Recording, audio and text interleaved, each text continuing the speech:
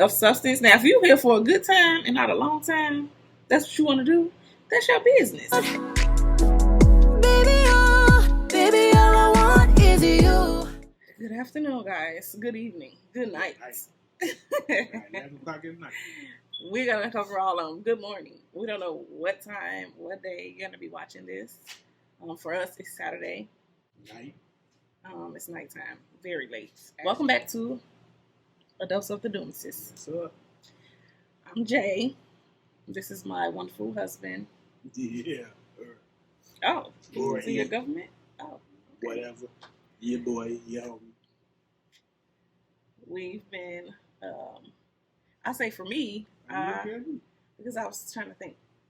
For me, I didn't learn what this word meant. At least I didn't have a name for it until I started therapy. That's when I first heard it. I feel like it's very trendy now. You hear people talk about it all the time. That's probably when you first heard it. That's probably when you first started putting it to use. Pretty sure everybody heard that word before. I don't know. Had you? You ain't never. I'm saying the word, yes, the word itself, but in the context, in that context, yes, that was my first time hearing it. Was when I started therapy, and my therapist, talked to me about it. And that word is. Yep. Let's get into it. Boundaries.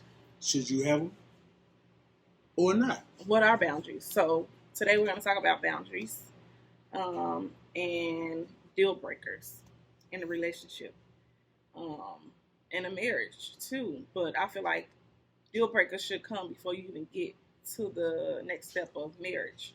Or you should know what your deal breakers are. Right. I feel like you should establish boundaries early on in the relationship. And then I feel like you should also have certain deal breakers to let you know, to weed out the people that are not for you, the ones that you don't see a potential future with long term, especially if marriage is your goal when you're in the dating field. Before we get into it, I like the sweater, baby. Thanks, babe. Your shirt matching with your undershirt. Why you ain't cover your undershirt? He wants to dress like me tonight. I'm just joking. Really? You don't mind matching me. Don't act like it's a problem. I don't, but don't sit up there and lie. I'm not lying. I'm trying to dress. Well, I didn't want us to dress like we supposed to put on our other shirts, but I couldn't find them. So this is the next thing that we had that matches something. So, babe, I'm going to pose the question to you. I know what boundaries are. I don't know what boundaries are. I just want to know your definition. What do boundaries look like for you? I know what they look like for me. I'll go after you. Okay, but I want to know. Let's talk about it. Don't start. Please don't start. Being silly. Don't ruffle my feathers. What do boundaries look like for you in a relationship? Again, as I said before, I learned about boundaries in therapy. So what my therapist told me was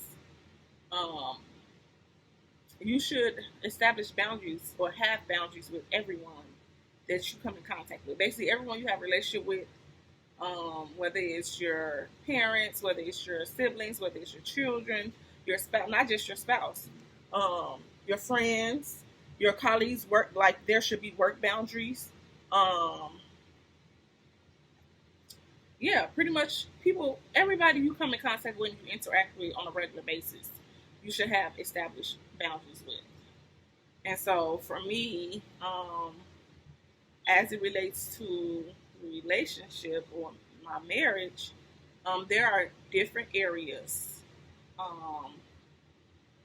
where boundaries are required, where boundaries are needed and should be respected on both ends. Not just me establishing boundaries for him, but also him setting boundaries with me as well. Respect, which is huge, a big one. I know for men require respect in relationships. Women should require more than they do. A lot of times we don't respect ourselves because we don't know our true value and worth, unfortunately. Some of us, for the most part, from my experience. But I know that's big, major with men. They require for their woman to respect them, and respect looks like. You ain't been multiple. So what is respect to you though? How does respect look to you as in regards to me respecting you? What do you require from me as in regards to respect? For women, I know it's probably for women as well, but you can't talk to me any kind of way. You can talk to me, but you're not going to talk at me. I guess I was going to say talk down to me. But that too. Yeah, that's big for him. And I can honestly say that I haven't always got an A in that area. Oh yeah. It was because rough. Honestly, I'm gonna be quite transparent, and I don't know if my mom will see this. She may, but I don't care. It's my truth, and I'm living in it. But growing up in a house where the relationship wasn't healthy per se, yeah, I didn't see my mom respect any man, honestly. My mom and my dad wasn't in a relationship together, so it wasn't my mom and dad. It was my mom and her boyfriend, which I'll say respect was not there on either side. It wasn't just her, but also him. So me growing up not witnessing healthy relationship, a healthy dynamic, and my mom respecting a man, you would think I would follow in her footsteps. And to a certain extent, I'm not gonna say that I've never called my husband out his name or torn him down or made him feel less than a man, but I haven't always had the right tone. I've been combative before, argumentative. Oh yeah. Because again, actually, I witnessed not even just with my mom and her boyfriend, but I grew up in a big family. My grandmother had 14 kids, and so I had a lot of cousins. And for a brief period of my life, the early parts of my life, I grew up in the house with my grandmother and my cousins, and even experiencing that, I didn't witness healthy relationships between the family, amongst my family. So yeah, as far as respect goes, I really didn't see women respecting men growing up, even from my aunts and their relationships. So yeah, but the way I learned things growing up was I learned what not to do. I didn't necessarily use that as an excuse. Well, this is what I saw. This is what I witnessed. So this is what I did. I was just going to ask you, do you think that's considered an excuse? Absolutely. Because what you see is what you know. But in certain situations, you can look and be like, well, I know that ain't right. I'm going to do the opposite of what I've seen. Exactly. So yes, absolutely. To me, that's an excuse to say that, well, this is all I grew up around, or this is all I saw. I never witnessed nobody in a long-term marriage either, honestly. My grandmother, but my grandfather passed away when I was 2, so I didn't witness their relationship, and so I don't know the health of their relationship. I don't know if it was healthy or they just, back in the day. Honestly, our grandparents stayed together because it was convenient. Because the women didn't work, so they depended on the men financially. So that man was probably out there doing God knows those men. I'm not speaking on my grandfather per se because I don't know.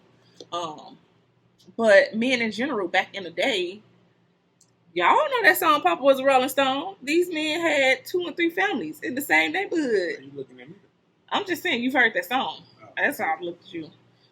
So I can't say that they stayed together because they were happy. They weren't always. Those couples weren't always happy. So I don't use that when people be like, well, our grandparents stayed together for years and years, and it's like, yeah, you don't know if they were happy though. You don't know if they stayed together out of convenience or because they really loved each other. Not to get off track, I feel like that's an excuse. Because again, I didn't witness a healthy relationship or healthy marriages, but here I am living in a whole healthy marriage. And again, we've not been together for 21 years because of history or just because um, we feel like that it's just the thing to do, stay together. No, we work. We do the work to We've done the work to get this far, and we continue to do the work every day. We continue to show up for one another. We continue to show up for ourselves, and we're committed. I mean, because you always changing, you're always growing. That's the goal. You should always grow and change. Because the person I was at 15, not the person I was at 25. The person I met at 25 ain't the person I am now. So you should continue to always want to grow and change. But yeah, so back to the respect thing. So yeah, I can honestly say that I wasn't always the best in that area, but of course I know how important it is now, and I value my husband. That's what a lot of people have lost focus, and I noticed when relationships begin to clash and collide. And my therapist brought this to my attention too, because there was a weekend where me and our oldest son, was it both of us? Remember when he um, kind of jumped? He didn't jump at me, but he was like, I forgot what happened, but we had words. You was here. You was here. I forgot what happened, but anyway, there's a weekend where it was kind of crazy, and teenaging, going through hormonal changes, going through. I'm not gonna say he's just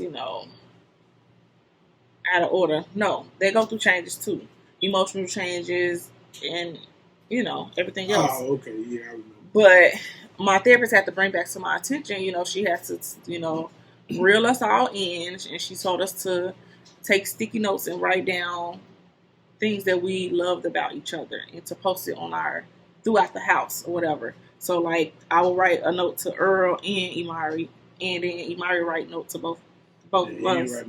He didn't. Matt's still sticking on the mirror in the bathroom. And so the reason she had us do that is to show how much we value each other. If you get back to the root of things and you get back to what's important and the not just the respect, but just valuing people, because we often take people for granted.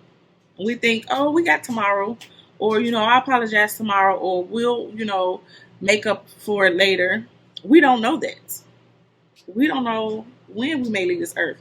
So we got to start valuing people more. And so I know the importance of respecting my husband and him respecting me. And I can't require things of him that I'm not willing to give. Yeah. So respect is one of the boundaries that, what's another one you would say? I have one in mind. You want me to go? Another boundary I feel like is important in marriage is boundaries with in-laws.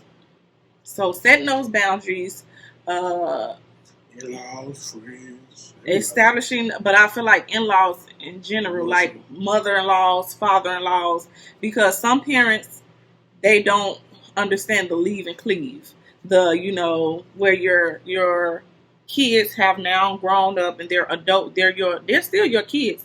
They're gonna always be your children, but they're adult children. So it's a different level of respect. They're not young anymore, so you need to honor their spouses. You need to respect their spouses and understand that Earl come first in my life. I come first in his life. My mother don't come before Earl.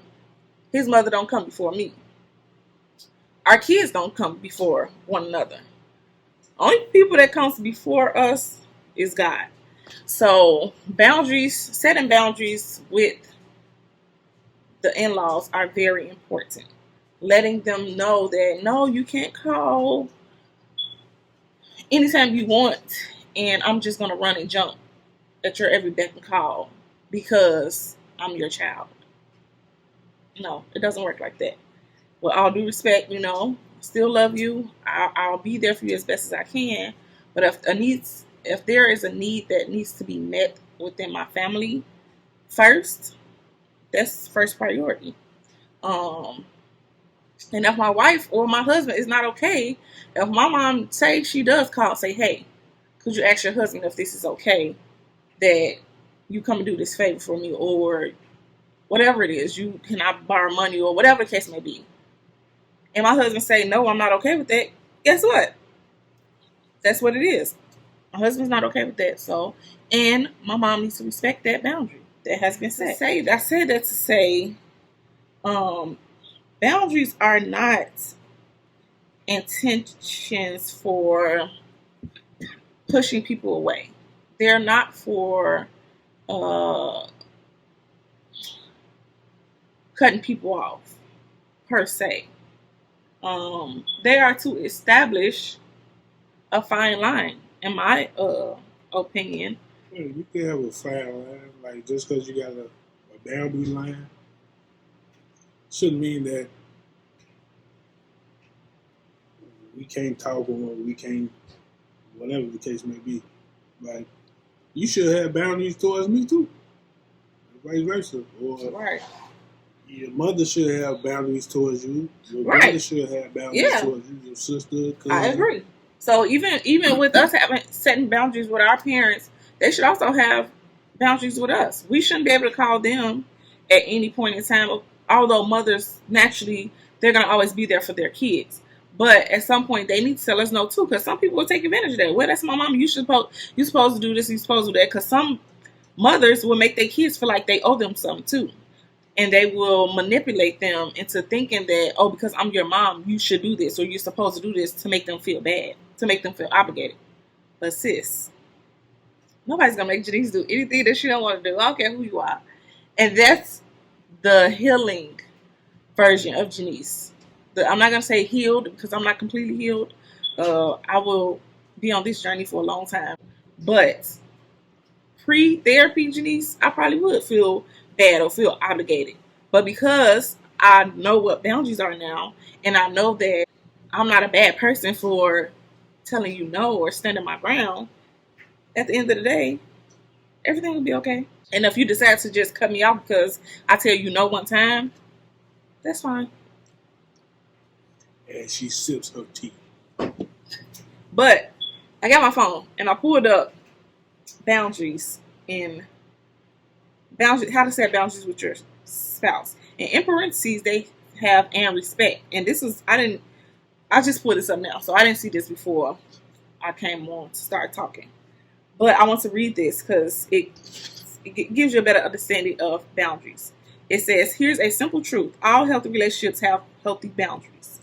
You see, boundaries aren't restricting or limiting, which I just said that it's not to put people out. They provide the freedom to express your needs and values while also honoring the needs and values of your partner. Setting boundaries is the essential antidote to codependency. I don't know if y'all know what codependency is. As I continue to open up about therapy in my journey, I will be using a lot of therapy terms, and I'll try to explain them to you all as best as I can.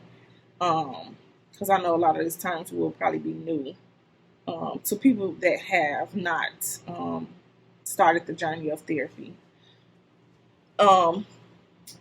Setting boundaries is a prerequisite for emotional well-being and a learnable skill that determines the success and longevity of any relationship. And I feel like that's important, and this is on psychologytoday.com.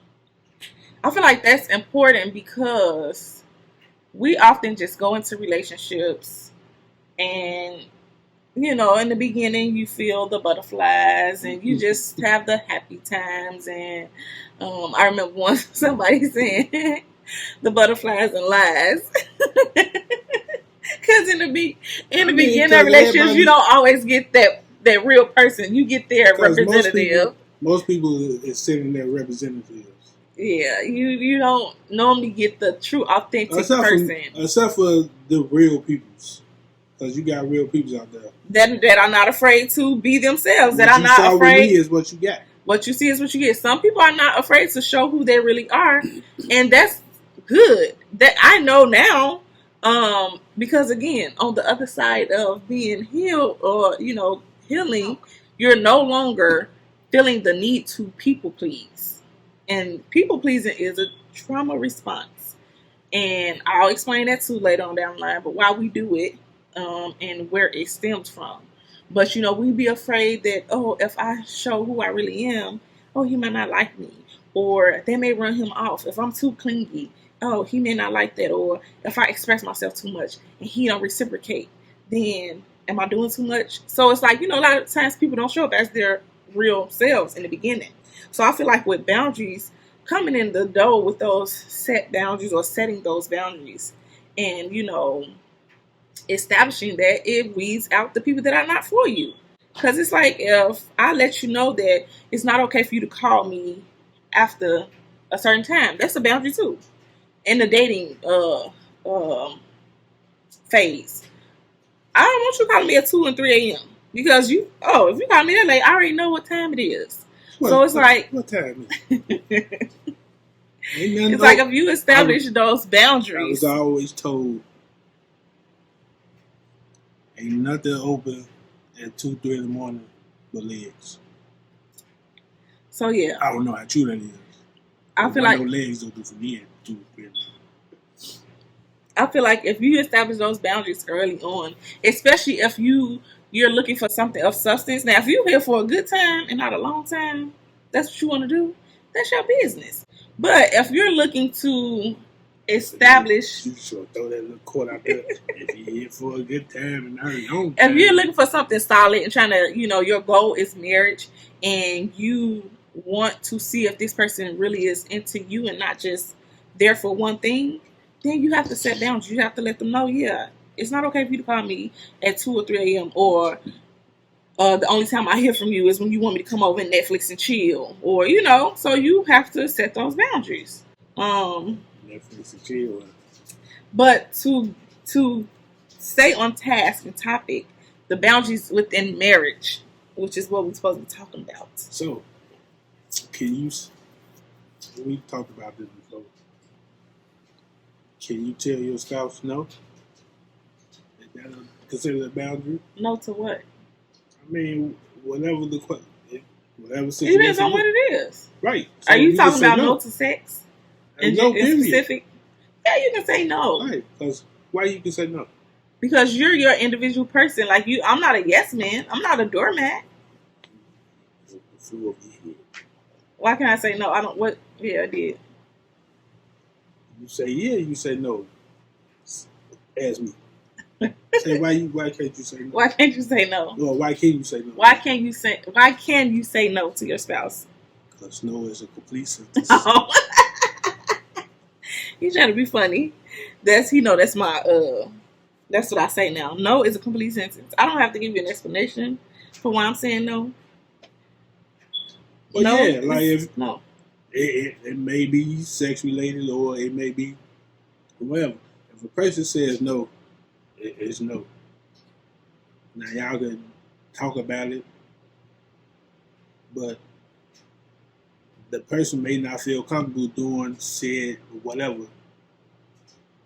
Anything. They ain't got to be sexual. It could be other things. But I say no. Well, let's talk about that, even sexually. Because there's this thing where, I know for me, I used to hear that too.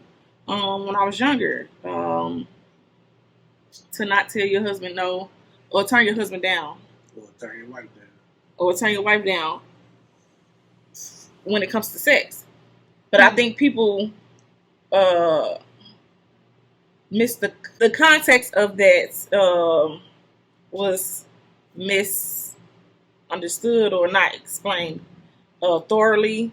I feel like I feel like a person has a right, because it is their body at the end of the day. Yes, we hear people say you get married, your body belongs to your husband body belongs to you, vice versa. It's in the Bible. But I just feel like people are complex. Some people come with trauma.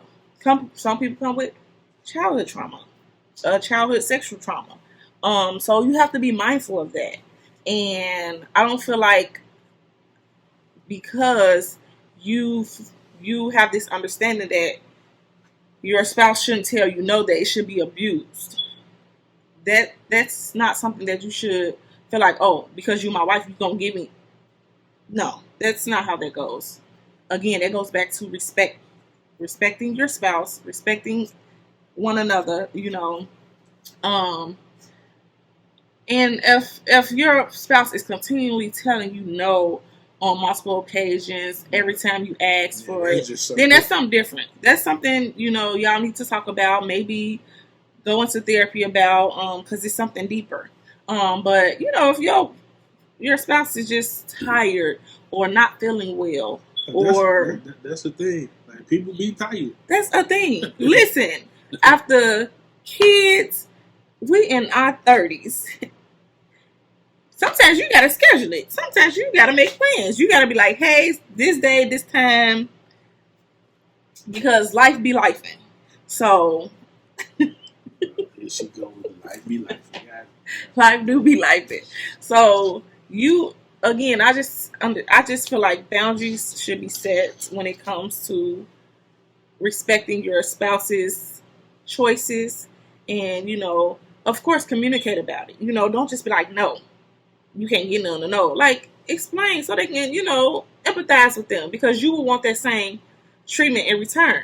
Like, I wouldn't want my husband to deny me, and I don't know why. Like, what's wrong with you? And he just because I said it. Like, I would want to know. Like, just communicate with me. What, with us? Yeah. No.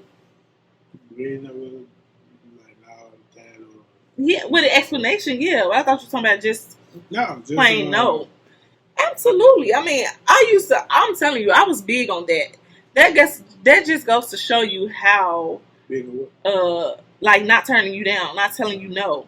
But that just goes to show you how cycles continue, because if you don't know any better, you just go off of what people tell you. And a lot of times you hear this stuff from people that ain't even been married, or probably was married and it wasn't successful. So it's like, no, you have to do what works for you and your spouse in your household. Yes, it's okay to take advice from people who have been married, or if they haven't been married. But within reason, sound advice. Use your better judgment. But at the same time, it's like, why did I believe that it was not okay for me to tell my husband no? Like, why did I believe that anytime he wanted, I just got to give it to him? Man, that's just not realistic. Because the misconception, like, it's not realistic. Like, my husband worked 2 jobs, and there be times she be wanting it. And even if he didn't work 2 jobs, just a regular Monday through, just a regular 9 to 5, you can be tired. Trying to keep up with your everyday life, going to work, coming home, preparing dinner, spending time with the kids, helping the kids with homework, trying to get some little one-on-one time. Like, you'll be tired by the time you get into bed. Like, intimacy, sex, that's the last thing be on your mind. You just want to go to sleep and get ready for the next day. So don't get it misconstrued. Oh, you get it cracking. Babe. You need that. Really? Your son's right there. I'm talking about cracking as in, like, Cracker Jacks. So boundaries in marriage looks like personal privacy. Yeah. Even if it's just like with our cell phones, or him having friends, me having friends, and respecting that he's not gonna know everything that I talk to my friends about, and I'm not gonna know everything he discuss with his friends, or when him and his friends go hang out, I don't expect for him to come back and tell me a whole summarized, synopsis of their night. Like, respect people's privacy. You're still, yes, we are one, but we are individual people. We need our own identity. We need our own individuality. That's when you don't have that, that's where the codependency comes in at.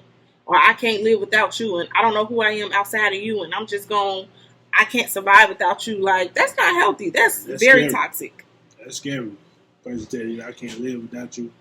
Of course, I love my wife and I want her to be around all the time and not go nowhere as far as death, But, like, you need that time apart. Reality is that one guarantee in this life is death. Everybody's going to experience it one day. So it's like you have to have healthy boundaries so that, yes, you will never be ready or prepared, honestly. But at the same time, it's like to know that not even if something was happening to us, but just if, like my husband went to Vegas a couple weeks ago with his gas, on a gas trip. If I was so codependent on him, I would be sitting in the house, uh, pulling my hair out, like just nervous and worried about what is he doing, calling him, not allowing him to enjoy his time because I don't know who I am outside of him. I don't have an identity outside of him. Or I probably wouldn't even, I would have talked him out of going. Like, that's not healthy. It's so unhealthy. So just having your own individuality outside of your spouse is very necessary. So respecting their privacy. Communication. Boundaries and communication. Like he said in the beginning, talking to each other a certain type of way, a certain tone, curse word. We don't curse at each other. Jokingly maybe here and there we may, but like in serious, like heated discussions or disagreements, respect it's a deal breaker. Yeah. So you can't respect me. What do we have? And so, yes, communicating with one another or, gaslighting, that is. Yeah, she taught me that one. So trendy. You hear people talk about that all the time now. We didn't really know what that was, some years ago, but you hear it all the time now. And that's when, something happens. Say we had a conversation earlier in the day, and for a fact, I told you, or I know for a fact I told you where I was going or what I had planned. But then you turn around and tell me that's not what I said, and you make me believe that that's not true. That's gaslighting. So, yeah, that goes back to communication. But yeah, name calling, yelling at each other, being disrespectful, boundaries. And we got this funny thing too that we do when we are having like certain discussions or if things get too heated. I don't know if you heard people say that they have a safe word. A safe word. So boundaries is our safe word. If we feel like, even like when we're serious, that's like the icebreaker for us. Even if we're serious and we're in a heated discussion, or debate or whatever, because we don't really call it arguments because we rarely argue now these days. It's a waste of time for us. Because again, we know the common goal. We're on the same team. We're not fighting against each other, so there's no need for arguments. But we have these heated discussions or disagreements. Boundaries is our safe word. And to break the ice, if I'm got an attitude, he'll throw that in. Boundaries. Well, not even attitude. Though. We just talking. As most of the time, it's never heated. We that mad to the point where. So,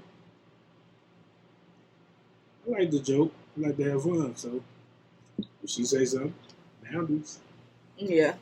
So yeah, communication. Another thing, and not to cut you off. She got this thing. She like to touch my behind. I don't like it. So when she try, boundaries. He do use that word. And I know then that he's very serious. I do. It's bad. I don't know why I have that habit. Tell me I'm not the only one, ladies, in the comments. I want to go around touching people. They like to touch ours. That's a little different. Don't your man come up behind you, want to touch your butt and hate you on your butt? Hey, you do it to them, it's a different story. You can't do to me what I do to you all the time. It ain't right. This ain't right. Another boundary I feel like needs to be set and established in marriage is when it comes to finances, money. And when I say that, I mean like not so much lying. Well, yeah, lying about it. Obviously, if y'all have separate accounts, because not everybody have joint accounts. But like, because some people think this is some people's mindset. Again, I feel like that's people who are not being completely transparent in their relationship and honest. Because they feel like, well, if you don't ask, I'm not going to tell you. But some people may not feel comfortable with asking their spouse how much money you have in your bank account, or if a bill is due, can you pay this bill if the joint account is short, or whatever the case may be.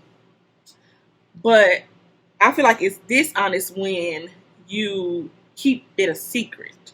Because I know for us, I remember hearing it when I was I remember one of my coworkers telling me when I was working in childcare, this is probably about 10, 15 years ago. She was like, girl, I was taught to always keep a stash to the side. In case, for a rainy day, if I need to, if my husband decides he don't be me no more, he want to put me out, or whatever the case may be. I was always taught to keep a stash for a rainy day, which I understand. I do understand now why parents taught their daughters that more so than their sons. Because things happen. I just seen on TikTok today where this guy put his whole family out. The kids, the mama with the kids, put all their stuff on the curb, sidewalk.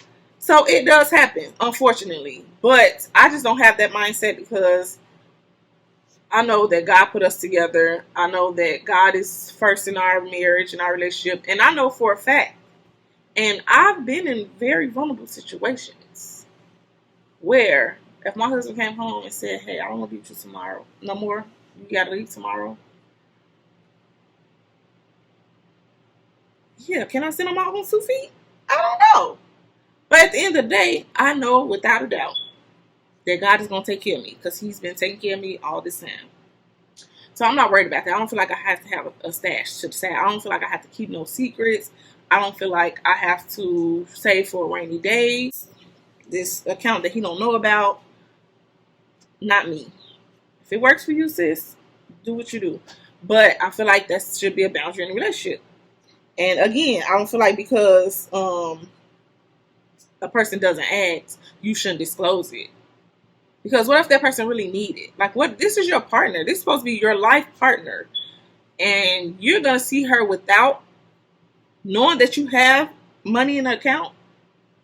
Like, make that make sense. Like, how is that okay? And so, yeah, having money, keeping it a secret, not disclosing, or even debt.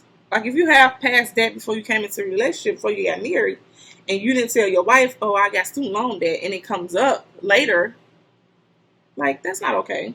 And then another one, and this will be a final one, is boundaries in your